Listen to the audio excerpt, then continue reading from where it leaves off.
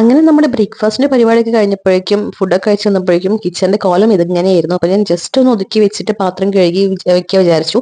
ബാക്കി kitchen cleaning ഒക്കെ നമുക്ക് ഇനി ലഞ്ചും കൂടെ പ്രിപ്പയർ ചെയ്ത് കഴിഞ്ഞിട്ട് ചെയ്യാൻ വിചാരിച്ചിട്ട് അപ്പൊ ഞാൻ ജസ്റ്റ് ലഞ്ചിന് വേണ്ടിയിട്ട് കിച്ചൺ ഒന്ന് ഒതുക്കി വെച്ചിട്ടുണ്ട്. പാത്രം കഴുകുന്നതിന് മുമ്പ് ഞാൻ കുറച്ച് മുതിര വെള്ളത്തിലിട്ടുണ്ടായിരുന്നു. അത് ഉപ്പും മഞ്ഞപ്പൊടിയും ചേർത്ത് വേവിക്കാനായിട്ട് വെച്ചിട്ടുണ്ട്. അതേപോലെ തന്നെ നമ്മുടെ ചോറിനുള്ള അരിയും കൂടെ തിളപ്പിക്കാൻ വെച്ചിട്ടുണ്ട് കേട്ടോ. അതൊന്ന് അടച്ചു വെച്ചിട്ടുണ്ട്. ഇനി നമുക്ക് പാത്രം കഴുകാം. അപ്പൊ പാത്രം കഴുകി വരുമ്പോഴേക്കും ഇതൊക്കെ അടുപ്പത്ത് വെച്ചതൊക്കെ ഒന്ന് സെറ്റ് ആയിട്ട് വരും. ഓരോന്നോരോന്ന് കറക്റ്റ് ആയിട്ട് പ്ലാൻ ചെയ്തില്ലെങ്കിൽ നമ്മുടെ ഫുൾ ഡേ അടുക്കളയിൽ അങ്ങ് പോകും. അതുകൊണ്ട് തന്നെ ഓരോ ജോലിയും ചെയ്യുമ്പോഴും നമ്മൾ ഇപ്പുറത്തെ ഒരു ജോലി വെച്ചിട്ട് വേണം അപ്പുറത്തെ ജോലി ചെയ്യാൻ നിൽക്കാനായിട്ട്. അപ്പൊ രണ്ടും കൂടെ ഒരു സമയത്തിൽ അങ്ങോട്ട് കഴിയും. അല്ലെങ്കിൽ ഓരോന്ന് കഴിഞ്ഞിട്ട് ചെയ്യാൻ വെച്ചാൽ എല്ലാം കൂടെ അവിടെ കിടക്കുകയും ചെയ്യും. നമ്മൾ ഫുൾ ടൈം അടുക്കളയിലാവുകയും ചെയ്യും. അപ്പോൾ ഒരു ടൈം മാനേജ്മെന്റ് എപ്പോഴും നമ്മുടെ കൺട്രോളിലായിരിക്കണം. ഓക്കെ, അപ്പോഴേക്കും വെള്ളം തിളച്ച് വന്നപ്പോഴേക്കും ഞാൻ അരി കഴുകിയിട്ടിട്ടുണ്ട്. ഇനി ആ ഒരു സമയം കൊണ്ട് നമുക്ക് മുതിര കാച്ചിയെടുക്കാനുള്ള വെളുത്തുള്ളിയും ചെറിയ ഉള്ളിയും ഒക്കെ ഒന്ന് നന്നാക്കി എടുക്കാം.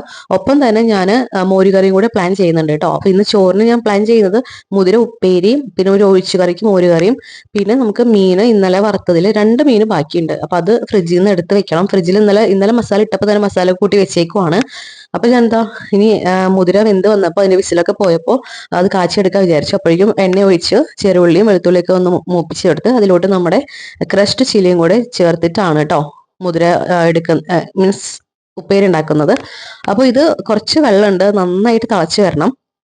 അപ്പൊ ആ എരിവും ഉപ്പും ഒക്കെ അതിൽ പിടിച്ച് സെറ്റ് ആയിട്ട് വരും. ആ ഒരു സമയം കൊണ്ട് നമുക്ക് മോരുകറിക്കുള്ള അരപ്പിനുള്ള തേങ്ങ ഉടച്ച് ചിരകിയെടുക്കാം. ഓക്കെ, അപ്പൊ ഞാൻ ഇങ്ങനെ അടിക്കുന്നത് എന്താ വെച്ചാൽ അതിലെ വെള്ളം പോവാതിരിക്കാൻ വേണ്ടിയാണ് കേട്ടോ.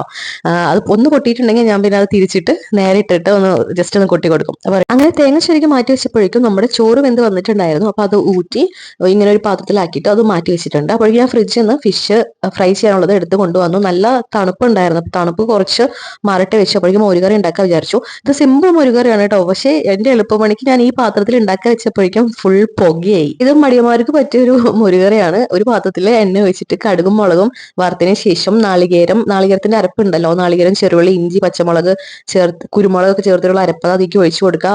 എന്നിട്ട് മഞ്ഞപ്പൊടിയും കൂടെ ചേർത്ത് അതൊന്ന് തിളച്ചു വരുമ്പോഴേക്കും നമ്മുടെ മോര് ഒന്ന് മിക്സിയിൽ ജസ്റ്റ് ഒന്ന് കറക്കിയിട്ട് ഒഴിച്ചു കൊടുക്കുക കേട്ടോ. മോരുകറി റെഡി.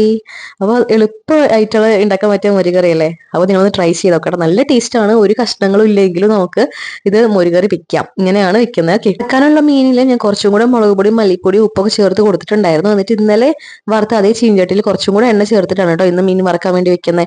അപ്പോൾ മീൻ കല്ലായിട്ട് തന്നെ ഇരിക്കുവാണ്. അപ്പോൾ ഞാൻ മീൻ അതിൽ ഇട്ട് കൊടുത്തിട്ട് ജസ്റ്റ് ഒന്ന് അടച്ചു വെച്ചിട്ടാണ് ഫ്രൈ ചെയ്ത് എടുക്കുന്നത്. അപ്പോൾ നല്ല സോഫ്റ്റ് ആയിട്ട് നല്ലപോലെ വെന്ത് വരും കേട്ടോ. അപ്പൊ ഇതായിരുന്നു നമ്മുടെ ലഞ്ച്. Tata, bye bye.